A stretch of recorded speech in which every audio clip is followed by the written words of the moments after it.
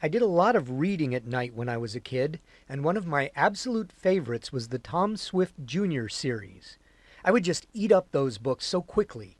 New issues would come out a couple of times a month, and I'd devour them. I don't think it would be exaggerating at all to say he was truly my hero. Tom Swift Jr. was the hero of a whole series of children's adventure novels published by the same people, Stratemeyer Publishing, that did the Nancy Drew and Hardy Boys titles. James Lawrence, who said he had a deep interest in science and technology, was the author of most of the titles.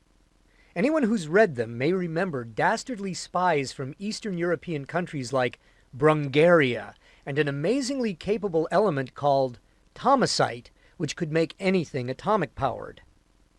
One famous plot, I believe it was in book 22, involved scientifically regenerated dinosaurs. That was decades before Jurassic Park. Now, Tom Swift Jr. was this kid, a teenager actually, older than me but still a kid like me, so I looked up to him. And he was also a scientist/engineer who got to build things in a laboratory. Anything Tom wanted, he could build, and he had his dad to help him with things. He'd go in and hook wires together and make contraptions at a company he and his dad owned. So Tom had his own company, and he had his own modes of travel, and he had his best friend named Bud Barkley. Anyway, in my opinion, Tom Swift Jr. had the perfect life.